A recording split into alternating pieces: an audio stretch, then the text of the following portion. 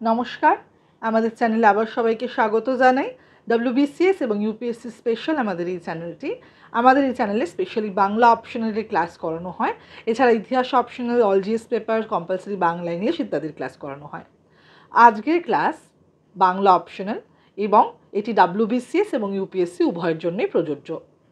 তো তোমাদের সিলেবাস অনুযায়ী আমরা ক্লাস করাচ্ছি এবং ডব্লিউবিসিএস এবং ইউপিএসসি সিলেবাসের মধ্যে যে পার্থক্যটুকু রয়েছে, মানে কিছু কিছু সিলেবাসের টপিক আলাদা, সেটা নিয়ে আমাদের আলাদা আলাদা ক্লাস হয় এবং কিছু কিছু ক্ষেত্রে যেহেতু একই রকম আছে কম্বাইন্ড, তখন সেটা নিয়ে আমরা ডব্লিউবিসিএস এবং ইউপিএসসির জন্য একসাথে ক্লাস করাই। ঠিক আছে, আজকে সেরকমই একটা ক্লাস। এই ভিডিওটা ডব্লিউবিসিএস এবং ইউপিএসসি উভয় অ্যাসপিরেন্টদের জন্য ইম্পর্টেন্ট। আজকে আমরা যেটা আলোচনা করব সেটা হচ্ছে বাংলা সাহিত্যের ইতিহাস এবং আগের একটা ক্লাসে, বাংলা সাহিত্যের আগের একটা ক্লাসে আমরা নাটক নিয়ে আলোচনা করেছি। বাংলা সাহিত্যের ইতিহাসে নাটক, প্রহসন ইত্যাদি নিয়ে আমরা আলোচনা করেছি এবং নাট্যকার রামনারায়ণ তর্করত্ন বিষয় নিয়ে আমরা আলোচনা করেছি আগের একটি ক্লাসে। আজকে যেটা আমরা আলোচনা করব সেটা খুবই গুরুত্বপূর্ণ, নট অনলি ফর দিস, আমাদের শুধুমাত্র এই ক্লাস মানে নাটক প্রহসন বাংলা সাহিত্যের ইতিহাসের জন্য নয়। আমরা আজকে যাকে নিয়ে আলোচনা করতে চলেছি, মাইকেল মধুসূদন দত্ত, সেটা কিন্তু আমাদের শুধুমাত্র বাংলা সাহিত্যের ইতিহাসে নয়, কারণ তোমাদের ওনার একটা আমাদের টেক্সট পড়তে হবে, সেটা হচ্ছে মেঘনাদ বধ কাব্য। ডব্লিউবিসিএসে মেঘনাদ বধ কাব্যের 3টে স্বর্গ রয়েছে, প্রথম, দ্বিতীয় এবং অষ্টম বা নবম, আর ইউপিএসসিতে পুরো মেঘনাদ বধ কাব্যটাই রয়েছে। তাই যেহেতু একজন স্রষ্টার কথা আমরা পড়ব, মেঘনাদ বধ কাব্য আমরা পড়ব মধুসূদন দত্তের, তাই বাংলা সাহিত্যের ইতিহাসে যখন আমরা মধুসূদন পড়ব তখন ওনার সম্পর্কে একটু ধারণাটা আরও ভালোভাবে গভীরে গিয়ে আমাদের জানতে হবে, ডেপথে পড়তে হবে। তাহলে আমাদের দুটো ক্ষেত্রেই সেটা কিন্তু নোট লেখার ক্ষেত্রে কাজে লাগবে। ঠিক আছে, তো আজকে যেটা আমরা আলোচনা করব কবি মধুসূদন নয়, আজকে আমরা আলোচনা করব নাট্যকার মধুসূদন। নাট্যকার মধুসূদন খুব গুরুত্বপূর্ণ একটা জায়গা বাংলা সাহিত্যের ইতিহাসে, কেননা বাংলা সাহিত্যে বা বাংলা নাটকের ইতিহাসের মৌলিকতার যে পর্যায় সেটা কিন্তু মধুসূদনের হাত ধরেই এসেছিল। মধুসূদনের পূর্বে রামনারায়ণ তর্করত্ন যখন আমরা আলোচনা করেছি তখন আমরা জেনেছি যে মধুসূদনের আগে, মধুসূদনের প্রথম নাটক শর্মিষ্ঠা নাটক, তার সৃষ্টির আগে বাংলা নাট্য সাহিত্য বলা যেতে পারে অন্ধকার যুগের মধ্যেই চলছিল। অনুবাদ সাহিত্য, সংস্কৃত সাহিত্য থেকে অনুবাদ, বা আমাদের যদি বলা যায় যে ইংরেজি সাহিত্য থেকে অনুবাদ, এই অনুবাদ সাহিত্যকর্ম ছাড়া বাংলার যে মৌলিকতা সেটা কিন্তু সেরকমভাবে প্রকাশিত হয়নি। মধুসূদনের হাত ধরেই কিন্তু প্রথম সেটা প্রকাশিত হয় এবং শর্মিষ্ঠার মতো নাটক, কৃষ্ণকুমারীর মতো নাটক, বা পরবর্তীকালে যে দুটো প্রহসন রয়েছে, একে কি বলো সভ্যতা বা বুড়ো শালিকের ঘাড়েরও, এই ধরনের নাটক কিন্তু অসামান্যতার পরিচয় রাখে। এবং শুধুমাত্র ঐতিহাসিক নাটক বা পৌরাণিক নাটক নয়, পূর্ণাঙ্গ নাটক, ট্র্যাজেডি, ড্রামাটিক রিলিফ, এই ধরনের যে বিভিন্ন টার্মস রয়েছে সেটা কিন্তু আমরা মধুসূদনের হাত ধরেই বাংলা সাহিত্যে পাই। প্রথম যে ট্র্যাজেডি বলা যেতে পারে, বাংলার প্রথম ট্র্যাজেডি, সেটা হচ্ছে কৃষ্ণকুমারী নাটক। ঠিক আছে, এবং ঐতিহাসিক নাটকও বলা যেতে পারে, কল্পনাপ্রসূত ঐতিহাসিক নাটকের অভিধায়ও কিন্তু আমরা তাকে চিহ্নিত করতে পারি। এবং বাংলা নাট্য সাহিত্যে ও কল্পনাপ্রসূত ঐতিহাসিক নাটকের যে প্রবর্তক সেটা কিন্তু অবশ্যই মধুসূদন। তার যে সৃষ্টি ক্ষমতা সেটা আমরা শুধুমাত্র নাটকের মধ্যেই দেখেছি তা নয়, তিনি আমাদের অমৃতাক্ষর ছন্দ থেকে শুরু করে মেঘনাদ বধ কাব্যের মতো অসামান্য মহাকাব্য আমাদের উপহার দিয়েছেন। কিন্তু তার সত্ত্বেও বলতে হয় যে তার বাংলা সাহিত্যে আবির্ভাব কিন্তু নাটকের হাত ধরে। বাংলা সাহিত্যে বেলগাছিয়া নাট্যশালায় রামনারায়ণ তর্করত্নের কুলীনকুলো সর্বস্ব নাটক দেখতে গিয়ে তিনি বাংলা নাটকের যে দীনতা সেটা তিনি বুঝতে পারেন এবং একরকম চ্যালেঞ্জ জানিয়েই শর্মিষ্ঠা নাটকের আবির্ভাব হয়। তিনি বাংলা নাটকে যাযাবরী উদ্দামতা, ভারতচন্দ্রের যাযাবরী উদ্দামতা বা মধ্যযুগীয় একটা কি বলবো, মধ্যযুগীয় কুশাসনের যে ফসল, সেই দিকটা অবলোকন করে তিনি তার কবিতার পংক্তিতে তিনি বলেছেন, আক্ষেপ করে বলেছেন যে অলিখ কুনাট্য রঙ্গে মজে লোকে রাঢ় বঙ্গে নিরখিয়া প্রাণে নাহিসয়। তো এই বিষয় থেকেই কিন্তু আবির্ভাব শর্মিষ্ঠা নাটকের। তো এই বিষয় থেকে শর্মিষ্ঠা নাটক যে কাহিনী রয়েছে সেটা অবশ্যই মহাভারতের কাহিনী, এবং এই মহাভারতের কাহিনীর যযাতি, দেবযানী এবং শর্মিষ্ঠার কাহিনী মধুসূদনের ছোঁয়ায় অসামান্য একটি নাটকে পরিণত হয়েছে। এবং এর মধ্যে অবশ্যই মৌলিকতার ছাপ সুস্পষ্ট। যদিও যেহেতু শর্মিষ্ঠা নাটক একটি গুরুত্বপূর্ণ নাটক এবং জনপ্রিয়তা পেয়েছিল, কিন্তু তা সত্ত্বেও এই নাটকের মধ্যে কিছু ত্রুটি থেকে যায়। এই ত্রুটিগুলি পরবর্তী যে নাটক রয়েছে পদ্মাবতী নাটক, সেই নাটকে কিন্তু সেটা বলা যেতে পারে অনেকাংশে কমে যায়। পদ্মাবতী নাটকের যে কাহিনী রয়েছে সেটা হচ্ছে গিয়ে গ্রিস দেশের অ্যাপেল অফ ডিসকোর্ড নামে যে পুরা কাহিনী রয়েছে সেখান থেকে সেটি গৃহীত। অ্যাপেল অফ ডিসকোর্ডে কারা কারা চরিত্র ছিল? Juno, Venus, Pallas, Paris, Helen. এরা পরিণত হয়েছে এই পদ্মাবতী নাটকে পরিণত হয়েছে শচী, রতি, মূর্জা, ইন্দ্রনাথ আর আমাদের পদ্মাবতীতে। কিন্তু এই যে প্রাচ্য পাশ্চাত্যের একটা মিলন, সেটা কিন্তু মধুসূদনের হাতেই সম্ভব, এবং এত সুন্দরভাবে সম্ভব যে বাংলা সাহিত্য যেন কৈশোর পর্ব থেকে যৌবনে উত্তীর্ণ হয়েছে। বাংলা সাহিত্যে ভাবালুতার জায়গায় এসেছে গাম্ভীর্যতা, এসেছে গভীরতা। সেটার জন্য কিন্তু আমরা মধুসূদনকেই একমাত্র দায়ী করতে পারি। এরপরে আমরা যখন দেখব যে শর্মিষ্ঠা নাটক বা পদ্মাবতী নাটক, পরে আমরা দেখব কৃষ্ণকুমারী নাটকের মতো ঐতিহাসিক নাটক। এবং ইতিহাস এবং সাহিত্যের যে সুন্দর মেলবন্ধন, সেটা কিন্তু মধুসূদন তার কৃষ্ণকুমারী নাটকের মধ্যে ঘটিয়েছেন। কৃষ্ণকুমারী নাটকের যে মূল কাহিনী সেটি টডের অ্যানালস অফ রাজস্থান থেকে গৃহীত, কিন্তু তার সাথে আমরা জানি যে সংস্কৃত নাটকের একটা বলা যেতে পারে ছাপ এই নাটকের মধ্যে পড়েছে। প্রাচ্য এবং পাশ্চাত্যের মেলবন্ধনের সাথে সাথে আমরা দেখতে পাব ঐতিহাসিকতা এবং কাল্পনিকতার এক সুসমন্বয়। এবং কৃষ্ণকুমারী নাটকের বিভিন্ন চরিত্রের সমাবেশ অসামান্যতার সাথে কিন্তু নাট্যাকারে প্রকাশিত হয়েছে। এবং যেটা আগেও বললাম যে কৃষ্ণকুমারী নাটক বাংলার প্রথম ট্র্যাজেডি, এবং আমরা যখন শর্মিষ্ঠা দেখেছি সেটা কমেডিতে পরিণত হয়েছে। এবং আমরা যখন নাটক নিয়ে আলোচনা করেছিলাম আগের ক্লাসে, তখন আমরা বলেছিলাম যে কমেডি, ট্র্যাজেডি, ফার্স বা প্রহসন, এই বিষয়গুলো কী, এগুলো আমাদের আগে জানতে হবে, তাই না?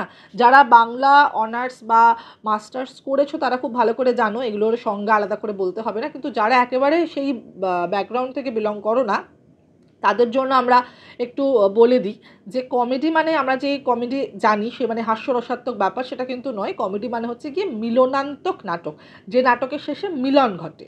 আর ট্র্যাজেডি মানে হচ্ছে গিয়ে বিয়োগান্তক নাটক, যেই নাটকের শেষে বিয়োগ ঘটে, অর্থাৎ মৃত্যু হতে পারে, বিচ্ছেদ হতে পারে, সেই জিনিসটা।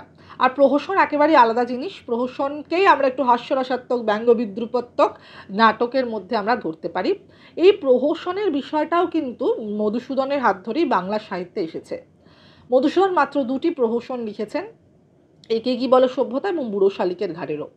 তোমাদের আলাদা করে কিন্তু মধুসূদনের প্রহসনের জন্য আলাদা নোট তৈরি করতে হবে, কারণ এটা খুবই গুরুত্বপূর্ণ একটা ব্যাপার। এই 2টো মাত্র প্রহসন রচনা করে তিনি ভীষণভাবে জনপ্রিয় হয়েছিলেন, এবং এই 2টি প্রহসনের একটা অনন্য মর্যাদা রয়েছে। প্রহসনের মধ্যে যে তীক্ষ্ণ বিদ্রূপ ব্যঙ্গ, শানিত ব্যঙ্গ রয়েছে, তার সাথে সাথে একটা উজ্জ্বল যে হাস্য পরিহাসের যে পরিবেশ তিনি সৃষ্টি করেছেন, সেটা কিন্তু অনস্বীকার্য। এবং এই প্রথম যেন বাংলা সাহিত্যে একটা বিদগ্ধ হাস্যরসোজ্জ্বল একটা জিনিস তৈরি হলো, যেখানে অশ্লীলতার জায়গা নেই। অর্থাৎ আমরা মধুসূদনের আগে ভাঁড়ামো দেখেছি, ভাঁড় জাতীয় চরিত্র দেখেছি। চরিত্রের অসঙ্গতির মাধ্যমে পাঠককে বা দর্শককে হাসির উদ্রেকের যে উপহার সেটা দিতে দেখেছি। কিন্তু চরিত্রের অসঙ্গতি তথা সমাজ সমস্যা একসাথে মিলেমিশে যে কিভাবে একটা বিদগ্ধ হাস্যরসের বলা যেতে পারে বিদগ্ধ হাস্যরস আমাদের উপহার দিতে পারে, সেটা কিন্তু আমরা মধুসূদনের প্রহসন দুটিতেই দেখেছি। তো প্রথম যে প্রহসন, একে কি বলে সভ্যতা, সেটা নব্যবঙ্গদের চারিত্রিক অসঙ্গতি, তাদের মদ্যাসক্তি, অনুকরণ প্রিয়তা ইত্যাদি নিয়ে কিন্তু রচিত। এই একে কি বলে সভ্যতার মধ্যে আমরা কালীনাথ, নবকুমারের মতো চরিত্রকে আমরা যখন দেখি, তখন যেন তৎকালীন যুব সমাজের যে অবক্ষয়, অসহিষ্ণুতা, সেগুলো কিন্তু আমরা খুব সুন্দরভাবে প্রকাশ পাই এই চরিত্রের মাধ্যমে, চরিত্রগুলোর সংলাপের মাধ্যমে। আবার এই প্রহসনের যে দ্বিতীয় অংশ, সেখানে আমাদের যে নারী চরিত্র বা বঙ্গললনা, তৎকালীন বঙ্গললনাদের যে আরাম আয়েশি বিলাসিতাময় জীবন, সেই সবটা এবং তাদের মুখের ভাষা, সবটার মধ্যে কিন্তু একটা অসামান্যতা রয়েছে।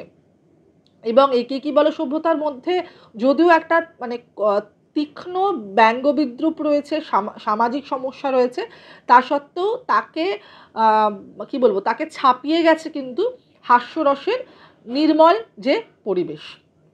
এবার আমরা তার পরবর্তী যে প্রহসন সেখানে যাব, সেটা হচ্ছে বুড়ো শালিকের ঘাড়েরও। এবং বুড়ো শালিকের ঘাড়েরও প্রথম প্রহসনের থেকেও একটু অনন্য, কেননা মধুসূদন একজন বিদগ্ধ নাগরিক, এবং এই বিদগ্ধ বিলাসী যে নাগরিক মধুসূদন, তিনি কিন্তু নগর জীবন থেকে সরে এসেছেন গ্রামীণ পঙ্ককুণ্ডে। এবং গ্রামীণ পঙ্ককুণ্ডের যে চরিত্রগুলো, তাদের চারিত্রিক যে ভাষা, সেটাও কিন্তু অসামান্যভাবে প্রকাশিত হয়েছে তার পরবর্তী প্রহসন বুড়ো শালিকের ঘাড়েরোতে। ফতেমা, হানিফ, পুটি, এই ধরনের চরিত্রের ভাষা, মুখের ভাষা এই প্রহসনের অসামান্য সম্পদ।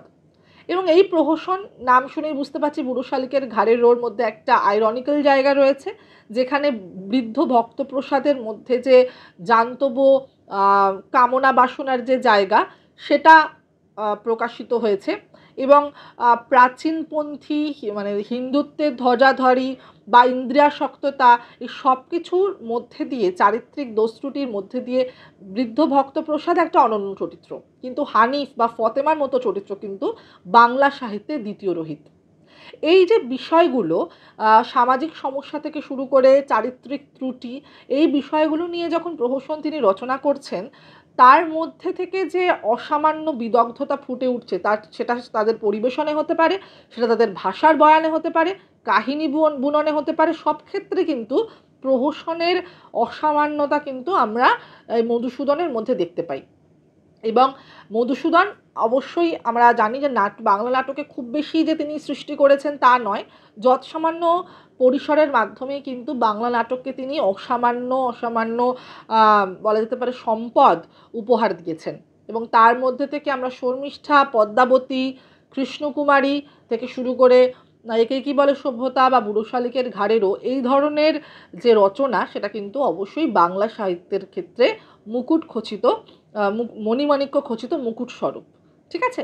তো এই যে বিষয়গুলো, সেটা কিন্তু আমাদের নোটের ক্ষেত্রে রাখতে হবে। এবং যেটা বললাম, বাংলা সাহিত্যের ইতিহাসে মধুসূদনের অবদান, নাট্যকার হিসাবে মধুসূদনের অবদান, সেটা আমরা একটু আলোচনা করলাম। এবং এখান থেকে দু ধরনের প্রশ্ন আসতে পারে। ওভারঅল যেটা বললাম, নাট্যকার মধুসূদনের দিকে আসতে পারে, এবং প্রহসনকার হিসেবে তার দুটো গুরুত্বপূর্ণ যে প্রহসন, সেটাও কিন্তু আলোচনার ক্ষেত্রে আসতে পারে। ঠিক আছে?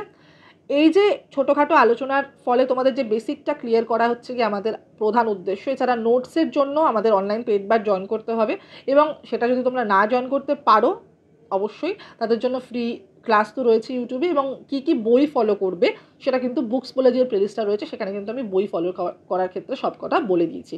সেখানে তোমরা তথ্য মোটামুটি পেয়ে যাবে। কিন্তু নোটটা যখন তৈরি করবে, সেটা কিন্তু অবশ্যই তার মধ্যে নিজস্বতাটা রাখবে, কারণ ল্যাঙ্গুয়েজ অ্যান্ড লিটারেচার এমন একটা জায়গা, সেখানে কিন্তু নিজস্বতার জায়গা কিন্তু সব থেকে বেশি দরকার। ঠিক আছে? আর একটা ব্যাপার আমি প্রত্যেকটা ক্লাসে বলি, যখন তোমরা নোটটা তৈরি করবে ডাব্লিউবিসিএসের ক্ষেত্রে, যারা ডাব্লিউবিসিএস অ্যাসপিরেন্ট আছো, তারা কিন্তু প্রিভিয়াস ইয়ার কোশ্চেন পেপার দেখো, কোশ্চেনের প্যাটার্ন লক্ষ্য করো, মার্কস ডিভিশন লক্ষ্য করো, সেই অনুযায়ী নোটটা তৈরি করো। ইউপিএসসি অ্যাসপিরেন্টের ক্ষেত্রেও বলবো যে হ্যাঁ, সিলেবাসের অনেক ক্ষেত্রে অনেকটা সমান একই রকম আছে, কিন্তু তোমাদের মার্কস ডিভিশন একেবারেই আলাদা। তাই যখন নোটটা তৈরি করবে, তখন সেই দিকটা অবশ্যই খেয়াল রাখবে। ঠিক আছে? মার্কস ডিভিশনটা অবশ্যই খেয়াল রাখবে। এবং অবশ্যই ইউপিএসসি অ্যাসপিরেন্টদের আরেকটু ডেপথে পড়তে হয়, তথ্যভিত্তিক জায়গাগুলো বেশিরভাগ মাথায় রাখতে হয়। এবং আমাদের মাথায় রাখতে হবে কতটা আরও বেশি কনসাইজ করতে পারি। ডাব্লিউবিসিএসের ক্ষেত্রে সেটার প্রয়োজনীয়তা হয় না, এবং আমরা একটু লেয়ার্ড আনসার লিখলেও সেটা আমাদের চলে, কারণ মার্কস ডিভিশনটা অনেকটা বড় এবং কম লিখতে হয়, মানে বেশি প্রশ্নের উত্তর লিখতে হয় না। লেন্থটা বড় হয়, কিন্তু বেশি প্রশ্নের উত্তর লিখতে হয় না। ইউপিএসসির ক্ষেত্রে কিন্তু সেটা লিখতে হয়। তো সেই জিনিসটা মাথায় রেখেই তোমরা কিন্তু নোটটা তৈরি করবে। ঠিক আছে? এবার মধুসূদন সম্পর্কে যদি আরও কিছু প্রশ্ন থাকে, অবশ্যই আমাকে কমেন্ট বক্সে জানাও। আমি চেষ্টা করব পরের ক্লাসে, পরের ভিডিওতে তোমাদেরকে সেই কোয়েশ্চেনের কোয়ারিজগুলো সলভ করে দেওয়ার। আর এছাড়া মধুসূদন দত্ত সম্পর্কে আমাদের বেশি ভালো করে পড়তে হবে, কেননা আমাদের মাইকেল মধুসূদন দত্তের মেঘনাদ বধ কাব্যও কিন্তু রয়েছে। ঠিক আছে? তো মেঘনাদ বধ কাব্যের আমাদের আরও ক্লাস রয়েছে। মধুসূদন সম্পর্কেও আমরা ডেমো ক্লাস, আমাদের অনলাইন পেড ব্যাচে যে ডেমো ক্লাস রয়েছে, সেটাও আমি কিন্তু আপলোড করেছি অনেক আগে। একটু পিছনের দিকে দেখো, পেয়ে যাবে সেটা ডেমো ক্লাসটা। এবং এখানে আমরা আলোচনা করলাম মধুসূদন সম্পর্কে নাট্য নাট্যকার মধুসূদন সম্পর্কে ভিডিওটা কেমন লাগলো জানাতে অবশ্যই ভুলো না। যাদের WBCS-এ বাংলা অপশনাল রয়েছে বা UPSC-তে বাংলা অপশনাল রয়েছে, যাদের বন্ধুদের রয়েছে, তাদের সাথে ভিডিওটা অবশ্যই শেয়ার করো। ভালো লাগলে একটা লাইক করে দিও। দেখা হচ্ছে পরের ভিডিওতে। নমস্কার।